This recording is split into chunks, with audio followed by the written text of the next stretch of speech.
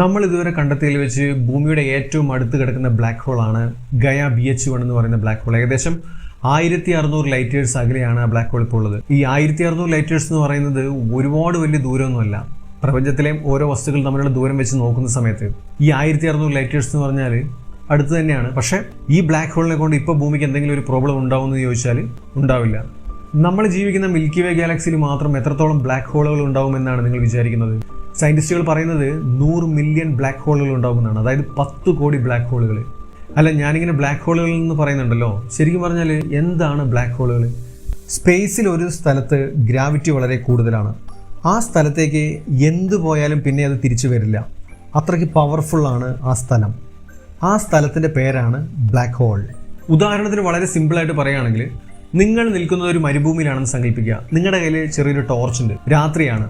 അപ്പം ചുറ്റുമുള്ള വസ്തുക്കളെ കാണാൻ വേണ്ടിയിട്ട് നിങ്ങൾക്ക് ടോർച്ച് അടിച്ച് നോക്കുകയാണെങ്കിൽ എന്തൊക്കെ വസ്തുക്കൾ നിങ്ങൾക്ക് ചുറ്റുമുണ്ടെന്ന് നിങ്ങൾക്ക് കാണാൻ സാധിക്കും. പക്ഷേ നിങ്ങളുടെ അടുത്തൊരു ചെറിയൊരു ബ്ലാക്ക് ഹോൾ ഉണ്ടെന്ന് സങ്കല്പിക്കുക. നിങ്ങൾ ടോർച്ച് അടിച്ച് അതിലോട്ട് നോക്കുന്ന സമയത്ത് നിങ്ങൾക്ക് അത് എന്താണെന്ന് കാണാൻ സാധിക്കില്ല. അതായത് ടോർച്ച് അടിക്കുന്ന സമയത്ത് ടോർച്ചിൽ നിന്ന് വെളിച്ചം അതിലോട്ട് പോകും, പക്ഷെ ആ വെളിച്ചം ഒരിക്കലും തിരിച്ച് റിഫ്ലക്ട് ചെയ്ത് വരില്ല. അതായത് ബ്ലാക്ക് ഹോളിലേക്ക് പോകുന്ന പ്രകാശം പോലും റിഫ്ലക്ട് ചെയ്യില്ല. പ്രകാശത്തെ വരെ വലിച്ചെടുക്കാനുള്ള അത്രത്തോളം ഗ്രാവിറ്റേഷണൽ ഫോഴ്സ് ഉള്ള ഒരു വസ്തുവാണ് ബ്ലാക്ക് ഹോളുകൾ എന്ന് പറയുന്നത്. ഇതൊരു ഉദാഹരണത്തിന് പറഞ്ഞാണ്. നമുക്ക് ബ്ലാക്ക് ഹോളിൻ്റെ അടുത്ത് പോയി നിന്നിട്ട് ടോർച്ചൊന്നും അടിക്കാൻ സാധിക്കില്ല. നമ്മുടെ യൂണിവേഴ്സിൽ മൊത്തം 3 ടൈപ്പ് ബ്ലാക്ക് ഹോൾസ് ആണുള്ളത്. ഒന്ന് സ്റ്റെല്ലാർ മാസ് ബ്ലാക്ക് ഹോൾസ്, രണ്ടാമത് സൂപ്പർ മാസീവ് ബ്ലാക്ക് ഹോൾസ്, മൂന്നാമത് ഇന്റർമീഡിയറ്റ് മാസ് ബ്ലാക്ക് ഹോൾസ്. ഇത് കൂടാതെ 4മതൊരു ടൈപ്പ് ബ്ലാക്ക് ഹോൾ കൂടി യൂണിവേഴ്സിൽ ഉണ്ടാവുമെന്നാണ് സയന്റിസ്റ്റുകൾ പറയുന്നത്. അതാണ് പ്രൈമോഡിയൽ ബ്ലാക്ക് ഹോൾസ് എന്ന് പറയുന്നത്. ഈ പ്രൈമോഡിയൽ ബ്ലാക്ക് ഹോൾസ് എന്ന് പറയുന്നത് ഒരു ഹൈപ്പോത്തറ്റിക്കൽ തിയറൈസ്ഡ് ബ്ലാക്ക് ഹോളാണ്. ഇത് യൂണിവേഴ്സ് ഉണ്ടായി ഉടനെ തന്നെ ഉണ്ടായ ബ്ലാക്ക് ഹോൾസ് ആയിരിക്കാമെന്നാണ് സയന്റിസ്റ്റുകൾ അഭിപ്രായപ്പെടുന്നത്. അതായത് യൂണിവേഴ്സിന്റെ ഇൻഫ്ലേഷണറി എറ എന്ന് പറയുന്ന ഒരു പീരീഡിലാണ് ഈ ഇങ്ങനത്തെ ബ്ലാക്ക് ഹോൾസ് ഉണ്ടായിട്ടുണ്ടാവുക എന്നാണ് പറയുന്നത്.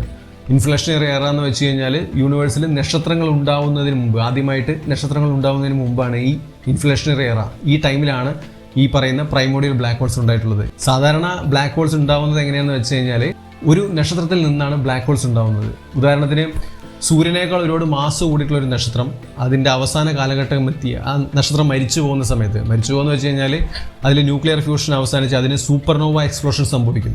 ആ സൂപ്പർനോവ എക്സ്പ്ലോഷന് ശേഷം ആ നക്ഷത്രത്തിൽ ഉണ്ടായിരുന്ന മാറ്ററുകളെല്ലാം കൂടിയിട്ട് അതിൻ്റെ സ്വന്തം ഗ്രാവിറ്റി കാരണം ചുരുങ്ങി അതിൻ്റെ കേന്ദ്രത്തിലേക്ക് ചുരുങ്ങിപ്പോകും. അത് അത്രത്തോളം ചുരുങ്ങിയിട്ട് സിംഗുലാരിറ്റി എന്ന് പറയുന്ന ഒരു കേന്ദ്രത്തിലേക്ക് ചുരുങ്ങി കോൺസെൻട്രേറ്റ് ചെയ്ത് നിൽക്കുമ്പോഴാണ് അതൊരു ബ്ലാക്ക് ഹോളായിട്ട് മാറുന്നത്. ശരിക്കും ഒരു ബ്ലാക്ക് ഹോളിന് ചുറ്റും സംഭവിക്കുന്നത് എന്താണെന്ന് വെച്ചാൽ അതിന് ചുറ്റുമുള്ള സ്പേസ് ടൈമിനെ അത് നല്ലപോലെ വളയ്ക്കും. അതുകൊണ്ട് അതിലോട്ട് പോകുന്ന ലൈറ്റ് ഒരിക്കലും തിരിച്ചു വരില്ല. ലൈറ്റിനെ വരെ അത് അബ്സോർവ് ചെയ്തെടുക്കും. ഈ ബ്ലാക്ക് ഹോൾസിൻ്റെ ഉള്ളിലുള്ള ഗ്രാവിറ്റി എന്ന് പറയുന്നത് നമുക്ക് സങ്കല്പിക്കാൻ പോലും കഴിയില്ല.